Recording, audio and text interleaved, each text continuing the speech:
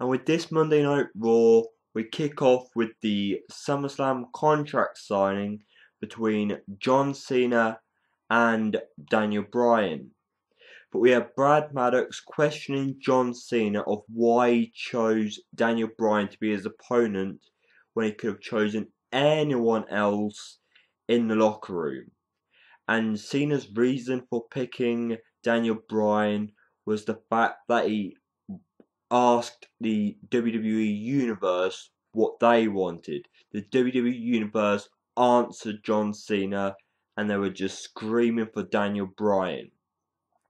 Daniel Bryan comes out and Brad Maddox doesn't believe in him, doesn't think that he deserves this, and Daniel Bryan once again brings up the WWE Universe who disagree with Brad Maddox. And I think this is true because if you heard the crowd reaction for this particular Raw and many Raws before, many shows before, Daniel Bryan's crowd reaction has always been there, always been positive, and it's definitely showing, number one, that he's going to be a great face for the company if the WWE continue to allow Daniel Bryan to become a top face in the company to go up against John Cena, and also it just shows that Daniel Bryan is the right choice to go against John Cena. But after the good mic work from both John Cena, surprisingly I know, and Daniel Bryan, Brad Maddox makes Daniel Bryan go into potential 3 matches tonight to prove that he is ready for John Cena. The WWE now gave us a match we've seen numerous times, and that was our World Heavyweight Champion Alberto Del Rio versus the Celtic Warrior Sheamus, who in this match happened to have a badass big bruised leg, which he got from the Money in the Bank match at the Money in the Bank pay-per-view. This match, I'm going to give it credit because the WWE did pay a lot of focus to that bruise. Del Rio was going after it. It happened to be Sheamus' downfall as he sold that injury as Del Rio rolled Sheamus up for the tight 3 count. So even though it's a match we've seen before, Del Rio got a win over Sheamus. So our World Heavyweight Champion continued with the win. And it played out with the injury. So I didn't think it was as bad as fans might say it was.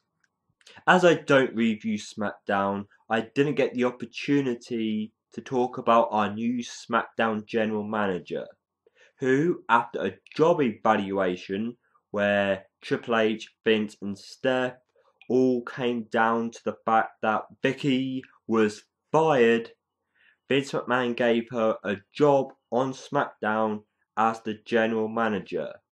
Maybe because with her being a heel that the fans do react to, that's why she's still going to be involved in WWE somehow. But I don't agree that we're going back to the days of Vicky instead of getting someone new. But Theodore Long and Booker T argue backstage on why they should have became the general manager over Vicky. Okay, I just felt that none of those 3 should have became the general manager, and we should have got someone else different. The WWE gave us Christian defeating Titus O'Neil, and the only thing I'm going to take away from this match is that Titus O'Neil was strongly booked. It weren't a bad match, but Christian gets the win. But now I just want to see what the WWE are going to do with Christian. Now he's returned, going on to future pay-per-views like SummerSlam and beyond. I'm sorry to the people who, when Ryback debuted, you were all for him, giving him credit, liking the idea of Vince potentially aiming to put him up there with John Cena, but I weren't buying it. I didn't think this Ryback character was going to go all the way. Yes, I gave him a chance, but yes, he may have looked good in some moments. got better on the mic, but he kept losing. He didn't seem to be getting the right wins, the right direction, the right push. So he just kept going up, slipping, and now I'm going to give the WWE some credit, because even though he's not really been built up the way that Vince may have hoped, he's still on TV. He's in a continuation feud with Chris Jericho, as we saw on Raw, where in a backstage segment he talks about his attack of Chris Jericho and how he hates the average guys, the little guys.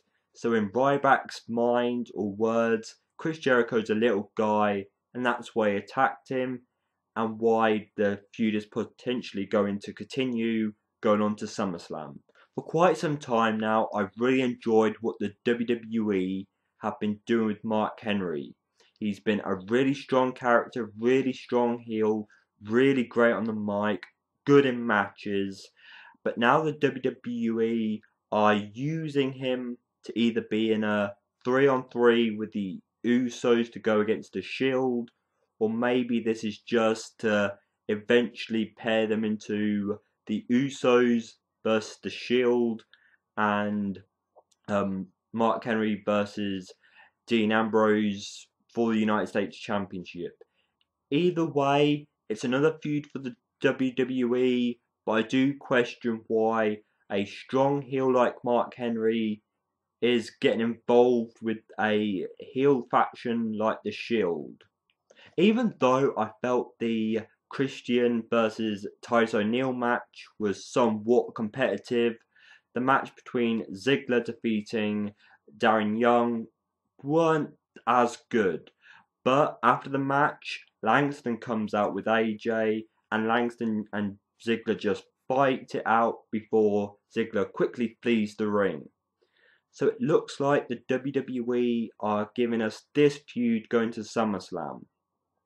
And I don't think it's that bad. Yes, Langston could have done other things before going against someone who the WWE are going to put into the main event or world title scene again.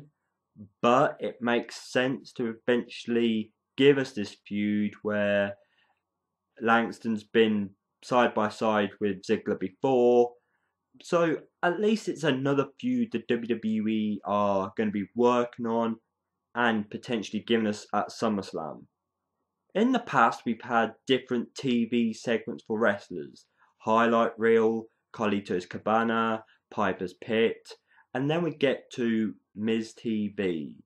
And even though I liked at first, because it was given to a good mic talker, it was entertaining, but eventually it became overused. There's some segments that are not that big or needed. But tonight on Raw, it was given to advertise Total Divas. And the thing I'm going to give you that interested me was Eva Marie. When she got her small, quick mic time, it got me interested in her. I'm looking forward to seeing what the WWE's plans are for her. But we had JoJo one side, who I don't think she's going to have the most focus over Eva Marie. But we'll have to see what this whole Total Divas thing is going to offer us later on. Either Cody Rhodes or Fandango could have been the one to turn face. But because of the recent teasers, especially tonight on Raw, where Damien Sandow tried to distract Cody Rhodes before Cody Rhodes did the disaster kick on both Fandango and Sandow for the win. So this has given us, like I've been saying throughout Raw, another feud going to SummerSlam. So for that, I'm going to give the WWE credit, and it's a feud that, even though they've both been on losing streak, and Sandow thinks he's taught Cody Rhodes everything he knows, I'm looking forward to this, and I think if this is the WWE's way to rebuild one of them, or both of them, I'm all for it. Now we get to the great mic work between CM Punk and Paul Heyman. But Paul Heyman weren't there live. He was going to do all this great work via the Titantron. And the question that Paul Heyman asked CM Punk is, are you going to be a coward and not face Brock Lesnar at SummerSlam? Or are you going to be a fool and choose to face Brock Lesnar at SummerSlam? And after great mic work between the two, CM Punk and Brock Lesnar, the match is made. And the whole storyline really behind this is the fact that Paul Heyman says, CM Punk, you cannot beat Brock Lesnar. Which is typical because the same thing was said to Triple H and John Cena. But what I'm glad about this, it was entertaining. And we've got a second big match for SummerSlam to go with John Cena versus Daniel Bryan. So Rob Van Dam beat Wade Barrett. And I find it really disappointing where Wade Barrett is right now. I know I've said this before, but I believe Wade Barrett could have been a top heel for Raw, top heel for SmackDown, or a top heel for the championship scene. Maybe that could have happened, but right now it doesn't look like it's going to happen. Even though inside I still want it to. As for Rob Van Dam, I want to see him against Daniel Bryan, but right now I would like to see what direction he's going to go in going into SummerSlam, because with him and Christian returned, you want to see storyline, you want to see progression, you want to see them going forward, or why bring them back? But anyway, on to the main events. First match is Daniel Bryan versus Jack Swagger, Battle of the Submission Moves. And Daniel Bryan wins this via the Yes Lock. Second match is Daniel Bryan in a very good match, entertaining match. And if Cesaro was in a better place, this could have been a good feud, especially after the wrestling we got from these two tonight. But as Cesaro is about to do his uppercut, Daniel Bryan reverses it into a roll up for the 3 count. The last and final match of Raw was Daniel Bryan versus Ryback. Ryback ends up losing this by DQ as he puts Daniel Bryan through a table. John Cena comes out to the rescue as Ryback was going to continue to take out his I don't like average guys or small guys attitude. And John Cena challenges Ryback to a match, and the match next week is made. It'll be John Cena versus Ryback in a tables match. No real reason for that match to happen, but go ahead.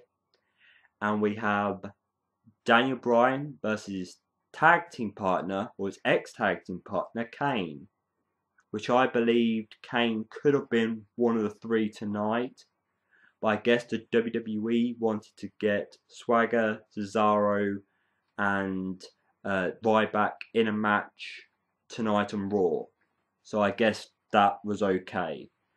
Overall though, yes, we've got some things hyped up for SummerSlam. Big bonus for the WWE's storyline building. Things built up for next week. Entertaining work from Bryan and Heyman and Punk. So overall we got good build up, but for an overall show the entertainment weren't real there. But talk about entertainment, I hope Fandango and HBK have a great birthday, and for one half of the British Fist, me NJ, I would just like to say please keep smiling, and thank you very much for watching, and what's up?